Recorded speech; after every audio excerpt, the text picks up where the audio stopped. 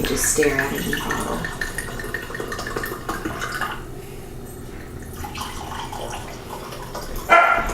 Bon appetit. Vino. Vino. You have to press the record button.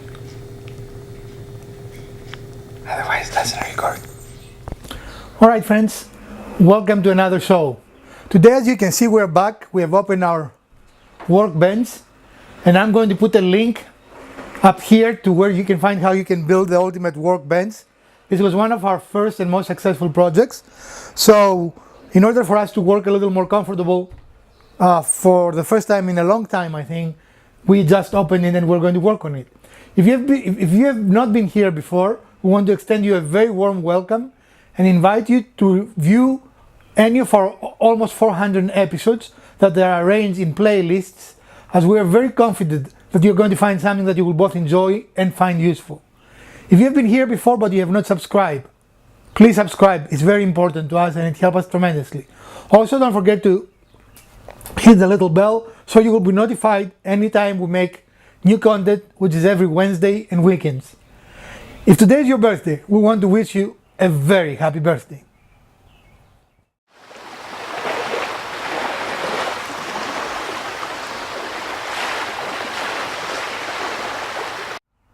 So like always, we rated our scrap bin, and here we came with 3 boards that we think are appropriate for this project, and we settled down on this one because it has a very unique and nice grain that we really like.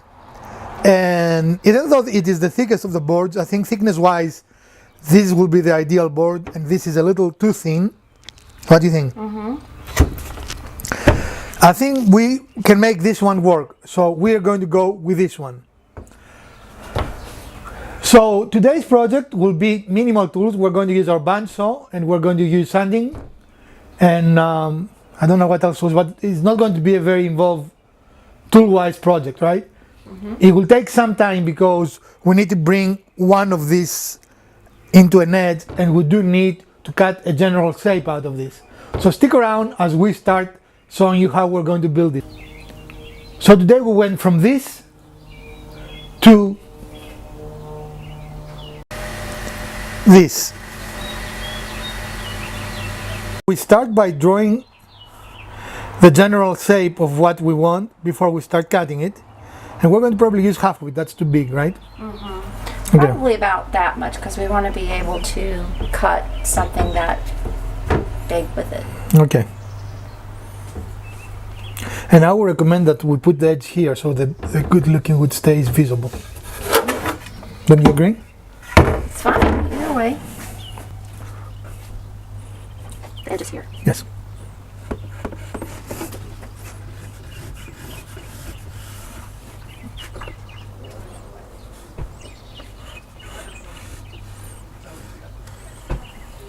I mean, we can use the router and route this to be nice and We'll have to rounded. Yeah, that's not a hard thing. Okay, this is our general shape, and now we're going to bring our bandsaw out, and all right, and now we're sturdy. We are ready to start cutting the piece, and first we are going to have an offcut that will allow us to manipulate the main piece with ease, and it is both safer and more easy, right? All right, go ahead. All right.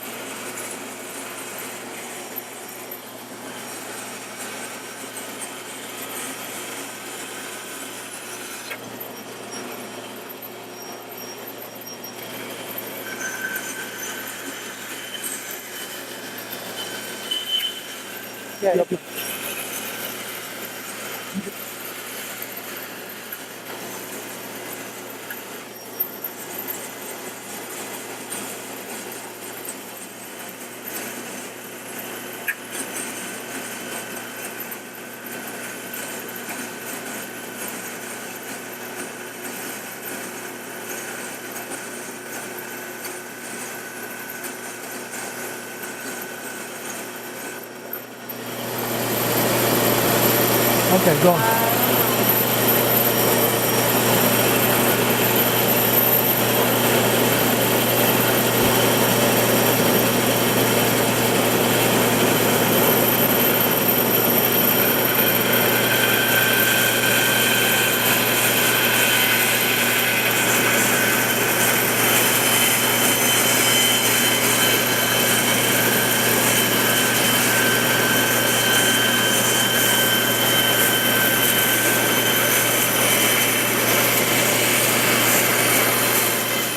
All right, friends, now we have put our bandsaw away and we brought out our power sander, and we are going to do some fine tuning on the power sander, and also we're going to attempt to make the edge on the power sander.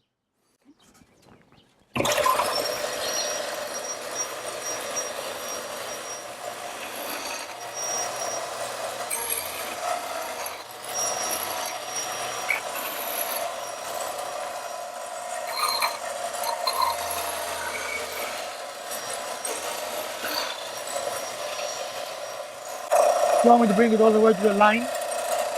Huh?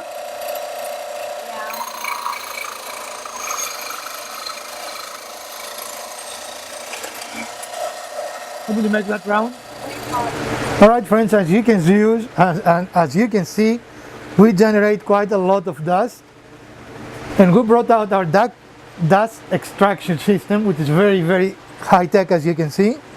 And we're also both wearing masks to protect our lungs.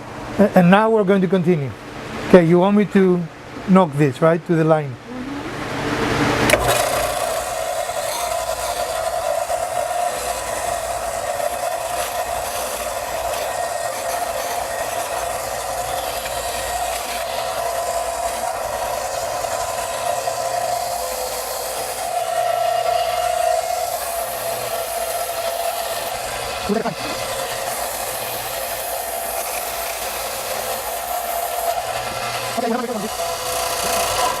This shaping will take some time, so we're going to finish that and show you the end result. Huh? I'm just showing the contour a little bit, what we've got so far. Okay. All right, friends, we are progressing well, I think, but it is taking a toll on our sanding belt here. So we are stopping for a moment, and we are going to clean the belts, and I wanted to show you that because that is a really neat process. I will do this first. Ready?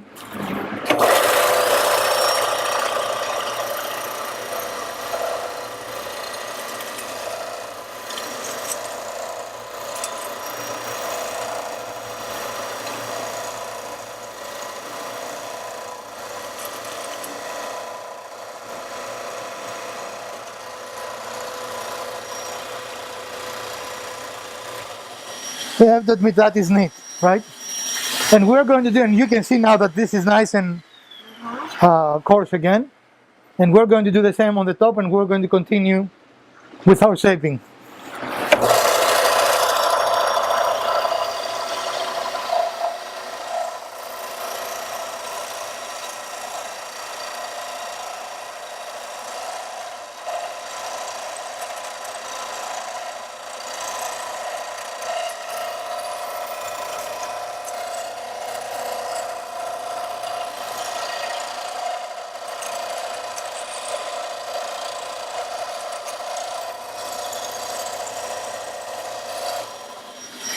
This is a great tip if you want to prolong the life of your belts. And this, I don't know what it's called, but it's part number 30766. Okay? And I think I need to do a little more on this, right? You don't have to record. And here you can see the outcome of our dusting and how our dust collection actually works quite well. You can see how much it already collected in the little filter here. And in general, I'm very pleased with how effective this is. Most of the sanding is done. We have just some a little touch up to do in a few spots like here.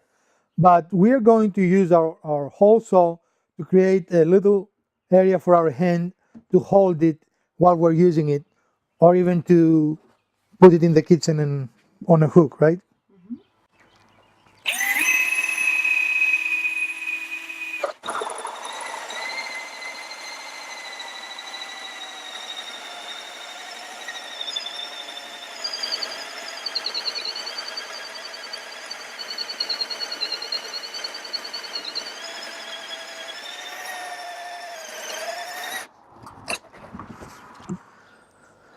Right, folks, so we reversed our board after the drill bit came through, so our holes, both sides, are going to be nice and smooth.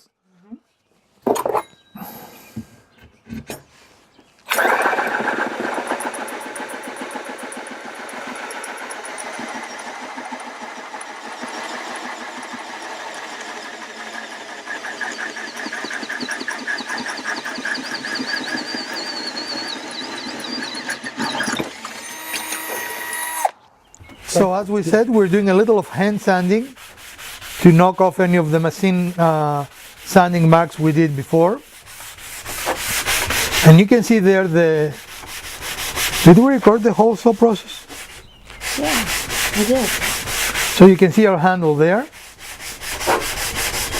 And the reason we turn it in both sides is so we're going to have a smoother opening. This is, I'm not really sure what kind of wood it is, but it is rather hardwood, right? Yes, it's very hard.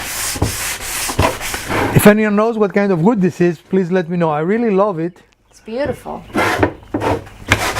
But I don't know what it is. Anyway, that will take us a few more moments and it's rather boring to just watch. And we're going to get back with you when we're ready to finish the piece.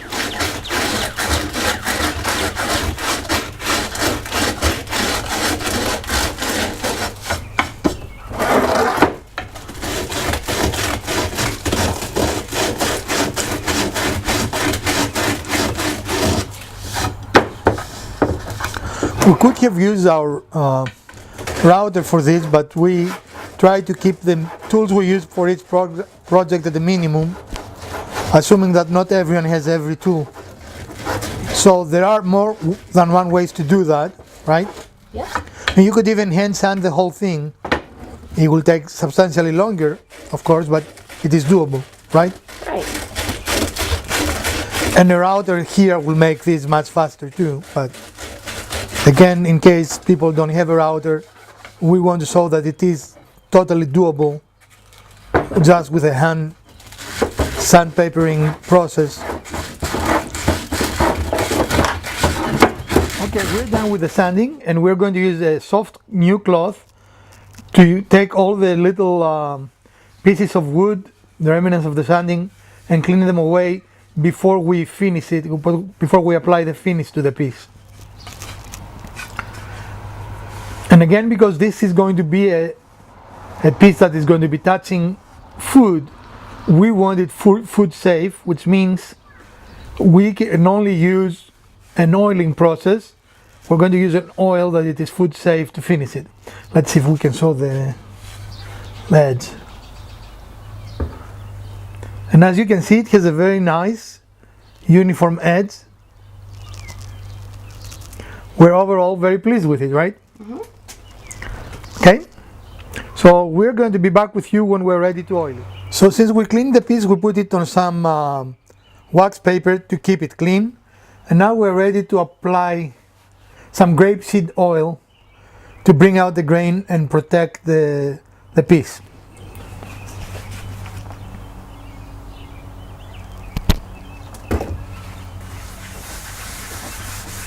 Look how beautiful it is. Mm-hmm.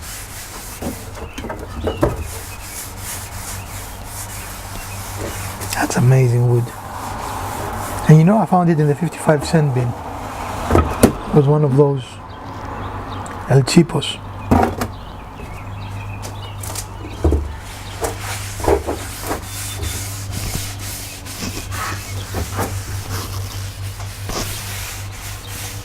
And you can see how the grain is totally popping out and it looks just amazing.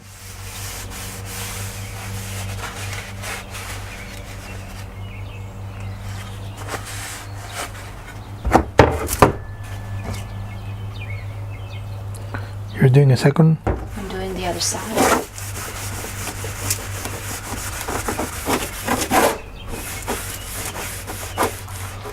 All right, friends, and this is the final product. We are very pleased with it. It looks very nice. The grain is just fantastic, I think. Don't you? It's beautiful. And happy Mother's Day. Well, thank you, dear. You I had to didn't, make my own gift. Huh? you didn't take it though. Well, it is a great gift for any loved one, male or female, it makes no difference.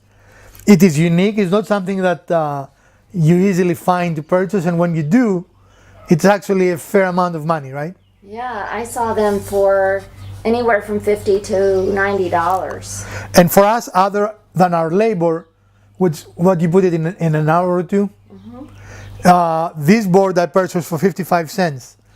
So if you were doing that for a living, that's a pretty good wage, right? Yep.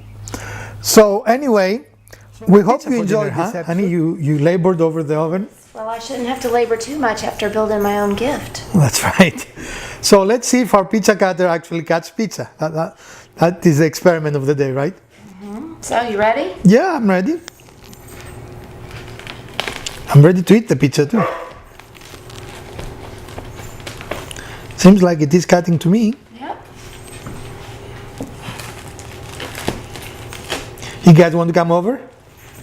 Yeah, they want some pizza. Pizza for everyone. Right? Yep. So it's time to eat?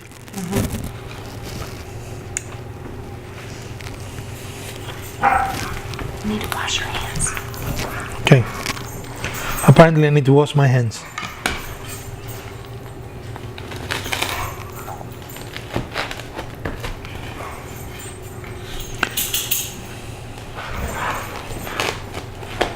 And you can see it does a good job cutting. I mean, you can see the middle here.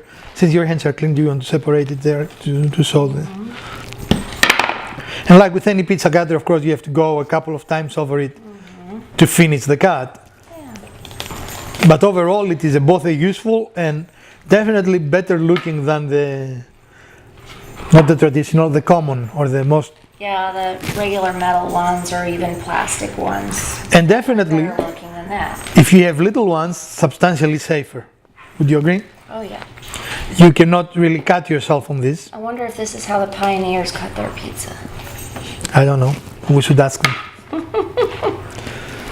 So that maybe we should name this Thanksgiving pizza cutter. No? Mrs. Wizard says no. Alright, so clearly it cuts pizza. And we'll be right back after these messages. If you did enjoy this episode, please smash that like button. If you didn't, smash the other button twice. Share, like, subscribe, and let us know what else you want to see in upcoming episodes. And thank you for supporting our channel. From the Garage Wizard, Mrs. Wizard, and the Urban Homesteading channel, we want to bid you a great week.